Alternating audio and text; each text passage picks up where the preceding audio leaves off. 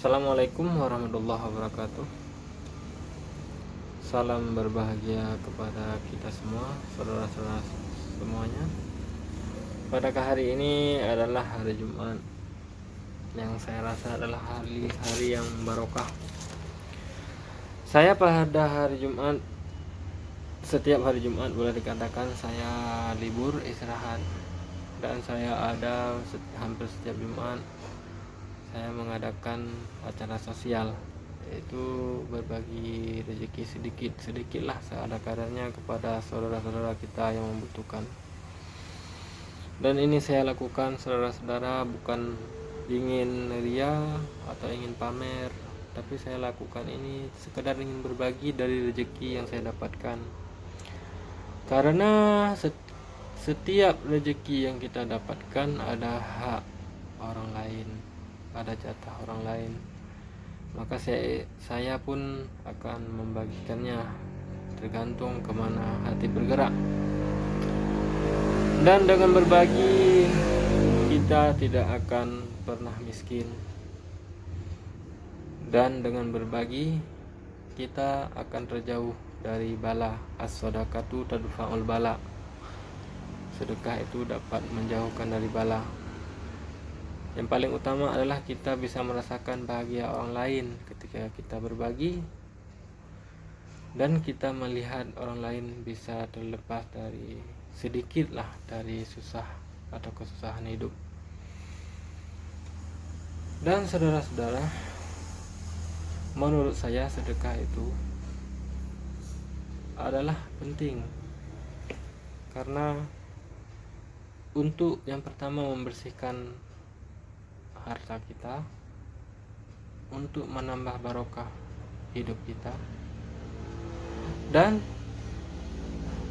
sedekah itu tidak mesti kita menunggu kaya, tapi kalau memang kita udah cukup dari makan untuk kebutuhan kita, boleh kita sedekahkan kepada orang-orang yang membutuhkan.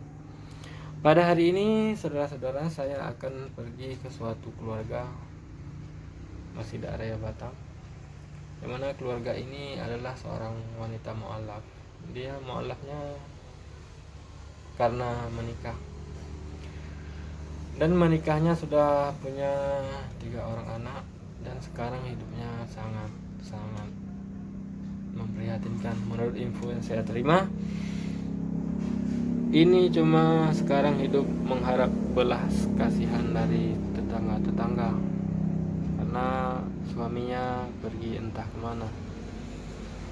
Yang lebih sangat menyentuh hati saya, sangat menyedihkan adalah, saudara-saudara, dia mendapat bujukan dari keluarganya agar ia, kalau mau dia kembali ke agama yang lama, niscaya semua biaya hidup dia, anak-anak dia bahkan disekolahkan akan ditanggung oleh keluarganya. Namun kakak ini atau ibu ini masih bertahan dengan keadaannya, walaupun dengan sangat memprihatinkan. Untuk itu, saudara-saudara, mari kita menuju ke lokasi.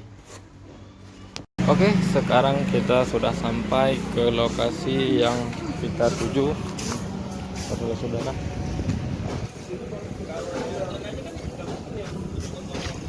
Nah, oke, mari kita masuk. Ini adalah kondisi ibu ini ingin membuka usaha kecil-kecilan, tapi tidak ada modal karena terbatas dengan biaya. Ibu ini belum bisa membuka warung, dan kondisi styling pun udah kayak begini, saudara-saudara. Styling pun udah kayak begini. Oke, mari kita masuk. Jadi kalau boleh saya tahu, kakak atau mbak atau Ito aslinya mana? Aslinya orang Medan. Orang Medan. Masuk Islamnya kapan? Masuk Islam tahun 2013. Oh, berarti di saat pertama menikah. Jadi selama menikah, apa yang kakak rasakan dalam Islam ini? Ya, dalam Islam ini sebetulnya sama aja semua agama itu. Tapi setelah saya dalami Islam itu banyak saling tolong menolongnya. Oh. Kalau kita misalnya lagi susah sewaktu lebaran, dari masjid itu ada bantuan. Oh, ada Ada solidaritasnya. solidaritas dari sesama Saudara-saudara. Jadi begini kan. Saya dengar kemarin, saya ini dapat informasi kan, bahwa kakak sekarang ini lagi sendiri atau single parent, sendiri mengurus 3 orang anak. Boleh dilihat saudara, ini 1, itu 2 lagi tidur, tidurnya di bawah tangga. Apa benar? Iya. Benar ya, berarti anak 3 orang diurus sendiri. Iya. Jadi biaya hidup dari mana? Dulu kan saya jualan. Jualan, oh yang di depan itu ya? Jualan depan itu. Ah. Itu kehabisan modal, sekarang nggak jualan lagi. Jadi uang makan sehari-hari di mana? Makan ya cukup-cukupkan dari itu bantuan pemerintah. Oh, berarti buat pemerintah atau tetangga-tetangga gitu Kak ya? Sungguh menyedihkan saudara-saudara. Kalau boleh saya tahu, maaf Kak, ini Kak, maaf. Suami kakak kemana? Suami saya pergi merantau. Pergi merantau. Ke? Nggak tahu daerah Batam. Keluar dari Batam. Apa saya dengar berita ada kedekatan dengan wanita lain? Betul. Ada perempuan yang penggoda kayak begitulah. Sungguh kejam. Berarti ini ceritanya saudara-saudara, kakak ini sudah dimasukkan ke Islam, sudah merasa sudah punya anak 3, kemudian laki-laki itu bisa tergoda dengan perempuan lain dan rela meninggalkan beliau. Coba kita bayangkan, kita resapi seandainya itu terjadi pada diri kita, apa yang kakak ini rasakan. Sampai saya dengar kemarin Kak, ada masih sampai keluarga ada yang dari mana? Dari kamu? Dari keluarga saya suruh saya pulang kampung. Oh, suruh pulang kampung. Buat istilahnya ngapain dipertahankan laki-laki seperti itu kan? Nah, kalau saya mikirnya ke anak Mikir ke saya anak. ada 3. Karena keluarga saya suruh saya pulang kampung. Tapi kakak masih bertahan. Masih bertahan kan? Kalau saya pulang kampung kan istilahnya keluarga saya bukannya masih bisa menyekolahkan anak saya juga 3-nya daripada saya susah sendiri kan. Nah, tapi saya berpikir saya udah punya 3 anak. Yang namanya anak kan pasti dicari ya. Lagipun anak saya perempuan. Sudah mereka besar nanti kan walinya itu kan tetap ayahnya. Iya. Itu yang membuat saya berat. Jadi maaf Kak, jangan menangis ya. Cuma saya sekedar berbagi cerita Kak ya. Dan cerita saya dengar kakak sampai ada omongan dari keluarga begini. Nah, atau kalau kamu mau balik ke keluarga dan menganut Ke agama asal. ke agama asli atau ke agama bawaan lahir, maka semua biaya hidupmu, semua biaya anak-anak dan sekolah anak-anak akan ditanggung. Apa benar begitu saya dengar?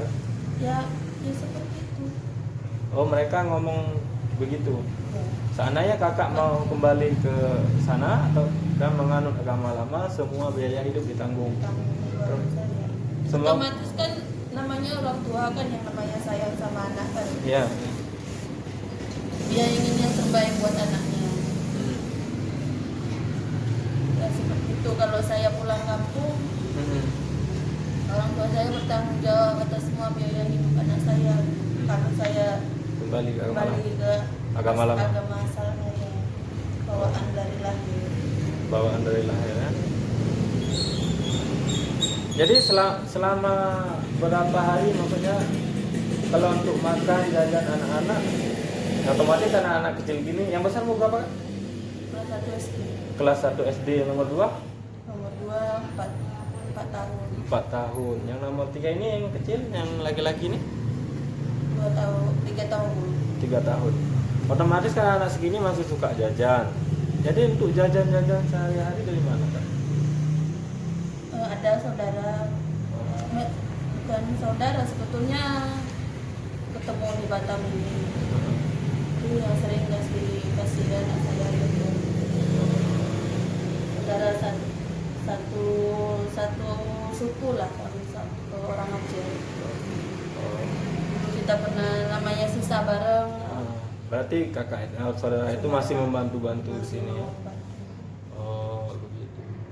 Karena gini, Kak, saya pun sebagai sesama orang Islam, saya pribadi prihatin juga atas derita yang kakak alami. Hidup sendiri mengasuh 3 orang anak, makan seadanya, mengharap bantuan atau uluran tangan dari tetangga. Dan sekarang alhamdulillah ada bantuan Covid ini, Kak ya. Sungguh memprihatinkan. Kemarin ada usaha kecil-kecilan sudah bangkrut atau kehabisan modal ya. Banyak yang ngutang atau gimana? Banyak yang ngutang. Aduh, kejam kali orang itu. Udah kita untungnya sedikit. Orang ngutang nggak mikirin untung kita itu yang sedikit itu. Jadi sampai sekarang ada bayar nggak? Belum ada bayar. Belum ada bayar. Oke, saudara-saudara, inilah keadaan kakak ini yang sekarang ini hidupnya ala kadar dan sungguh memprihatinkan dan disayangkan. Beliau pun ini nggak bisa bekerja, saudara-saudara, karena anaknya masih kecil-kecil ini paling kecil ini, saudara. Ini umur 2 tahun. Beliau nggak bisa bekerja, hanya merawat anak-anak. Kalau seandainya anaknya masih 1 orang atau 2 orang mungkin gampang ya. Bisa kerja. Ini karena anak 3 orang kecil-kecil susah ya. Kalau 3 orang tip ke orang bayarnya sudah lebih dari gaji.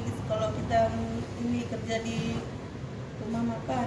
Oh, sananya kita titip ke rumah sama orang. Gaya penitipan 3 orang sama dengan gaji. Sama dengan gaji kita. Oh, jadi beginilah saudara-saudara, mungkin saudara-saudara merasa iba dengan saudara kita ini yang baru jadi muslim dan harus menghadapi penderitaan atau cerita hidup begini. Mungkin saudara-saudara pengen mengulurkan tangan sedikit atau rezeki, boleh nanti DM ke Instagram saya, ada link di bawah, saudara-saudara. Ya, ini saya di sini, kami ini bukan ingin mencari ketenaran, tapi kami ingin berbagi cerita bahwa di sebalik kehidupan kita ada saudara-saudara kita, apalagi seperti kakak ini masih mualaf, masih menghadapi derita hidup yang sangat pahit begini. Agar kita tahu susah-susahnya kita, ada yang lebih susah, ada yang lebih memprihatinkan. Cuma untungnya sekarang Kak ini gubuk ini masih udah punya sendiri Kak ya. Tapi sang suami nggak menuntut apa-apa dari rumah ini ya. Tapi selama perginya berapa tahun Kak? Udah 2 tahun. 2 tahun. Ini pergi yang pertama kali atau udah berkali-kali itu pengaruh? Yang kedua kalinya. Terpengaruh dengan perempuan lain Kak ya? Aduh, gitulah ceritanya saudara-saudara. Semoga kita yang lain di luar sana jangan terpengaruh dengan wanita lain. Jadi selama uang Nendi bekerja suami habis di perempuan itu aja?